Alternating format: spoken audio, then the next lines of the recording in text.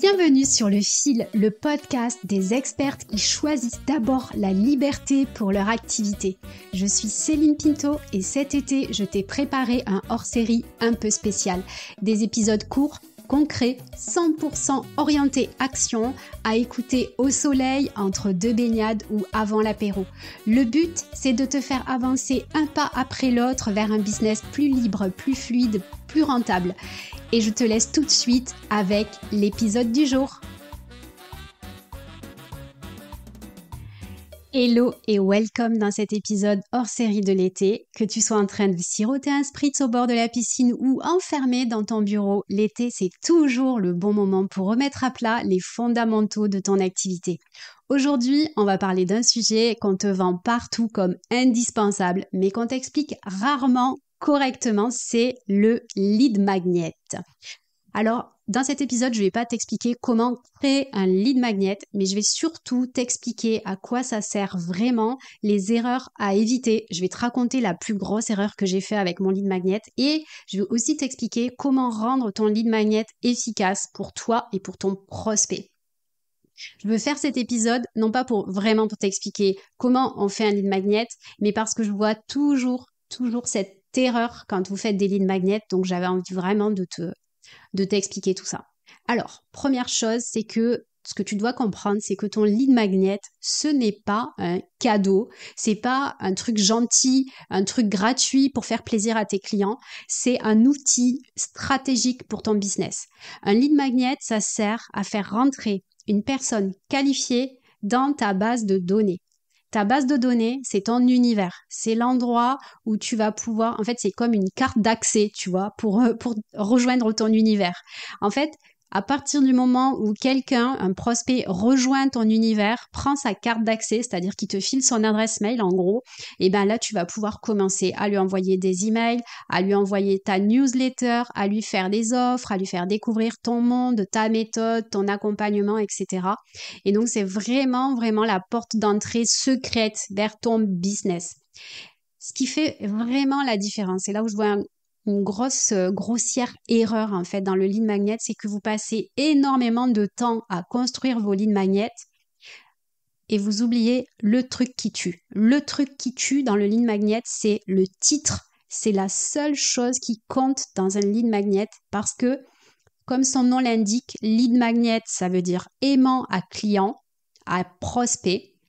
Et si tu n'as pas un titre qui claque, qui sert vraiment d'aimant, tu vas pas avoir des gens qui vont vouloir télécharger ton lead magnet.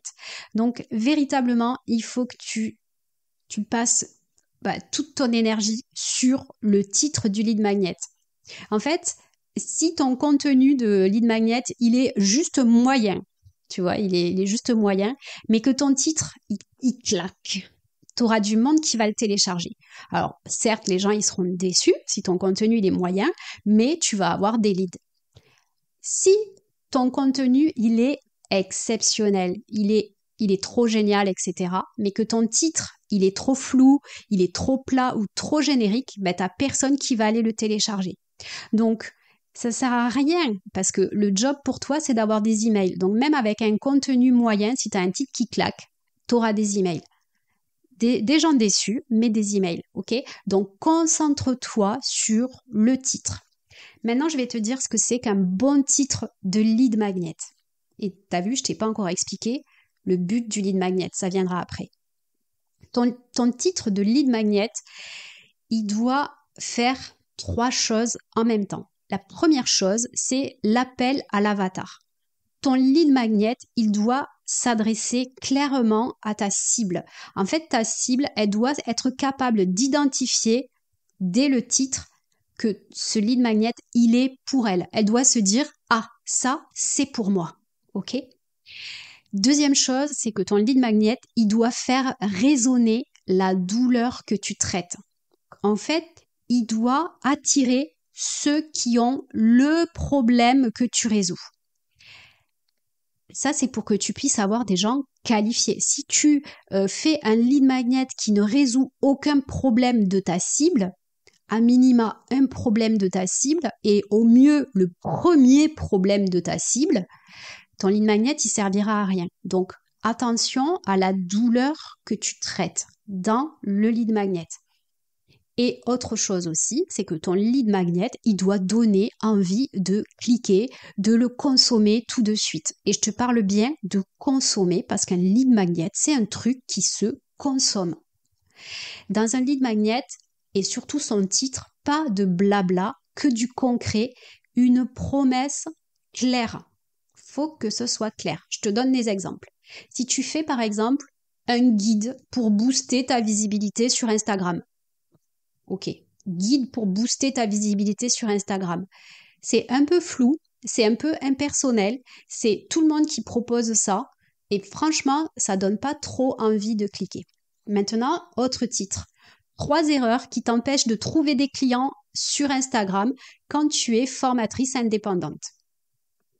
3 erreurs qui t'empêchent de trouver des clients sur Instagram quand tu es formatrice indépendante.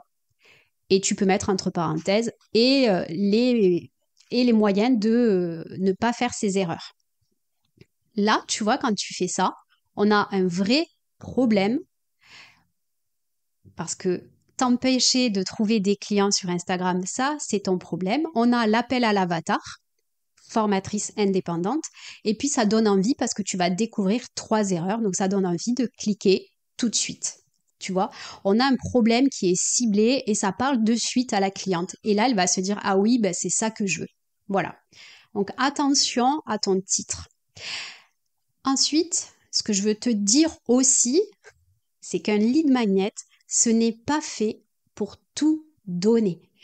Très souvent, dans un lead magnet, tu veux en mettre plein parce que tu veux montrer ce dont tu es capable, tu veux prouver que tu es compétente, etc. Super, merci, le syndrome de l'imposteur. Et en fait, tu veux te dire aussi, oh purée, si ça c'est gratuit et que j'ai déjà tout ça, qu'est-ce que ça va être quand je vais avoir la solution payante? Alors oui, il faut donner un effet waouh dans ton lead magnet, mais il faut faire très attention parce que le lead magnet, le but, c'est de faire avancer ton prospect dans le tunnel d'achat. Et donc, le but du jeu, c'est vraiment que ton client, il passe du lead magnet à tes offres payantes, tu vois. Et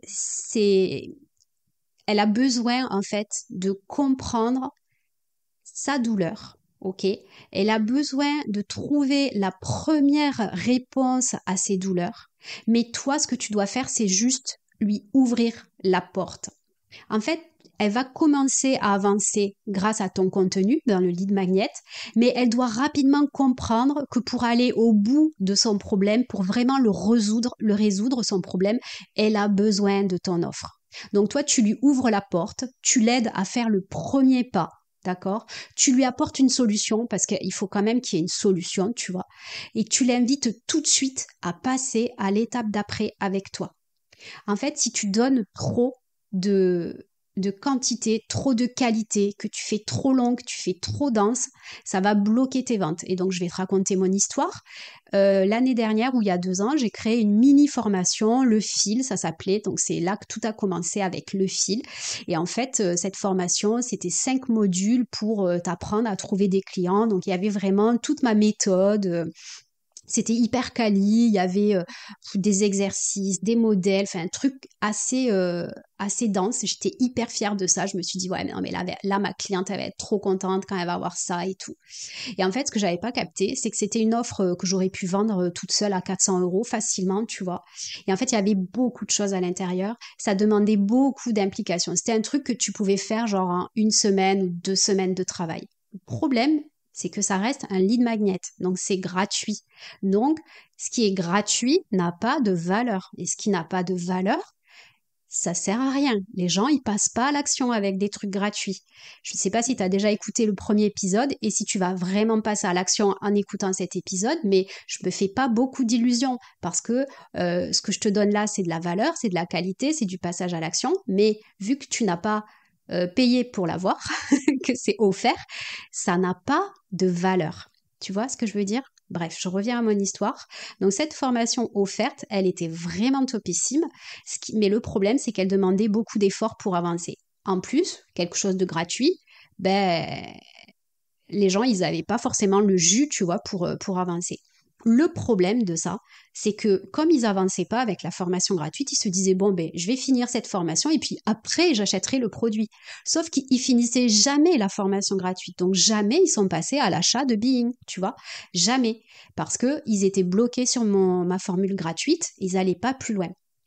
Donc j'ai tout arrêté, tu vois, parce que pour moi c'est trop important que mon lead magnet il permette de faire passer à l'action, d'accord?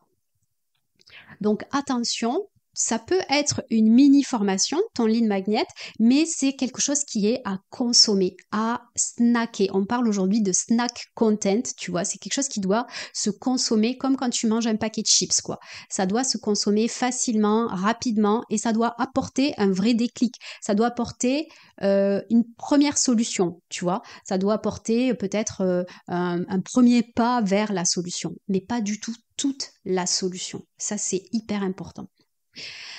Donc ton lead magnet, ça peut être n'importe quel format. Encore une fois, ce que je te dis, ce qui compte, c'est le titre et le fait que tu ailles capter les bonnes personnes. Donc ça peut être un document PDF sous forme de ressources, une checklist, un plan d'action, ça peut être une masterclass, ça peut être un quiz, ça peut être une mini-formation, peu importe. Vraiment peu importe, mais ne passe pas trop de temps là-dessus parce que ce qui compte, c'est vraiment le titre et également le fait que dans ton lead magnet, en fait, tu soulèves la douleur, tu donnes une première solution et si tu veux aller plus loin, il faut que tu ailles prendre rendez-vous avec moi, il faut que tu achètes mon offre. Donc le format, c'est très secondaire et voilà. Bon. La mission du jour, c'est de prendre ton lead magnet actuel ou celui que tu as envie de créer et de relire uniquement le titre.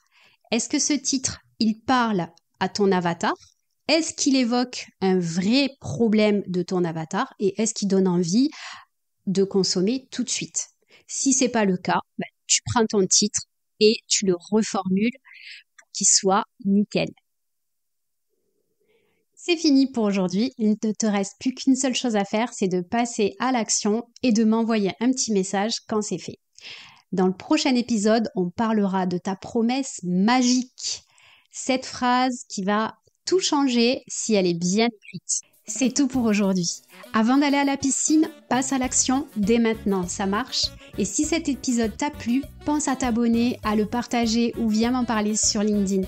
La semaine prochaine, nouvelle action, nouveau déclic et d'ici là, profite bien de l'été et surtout, choisis toujours ta liberté.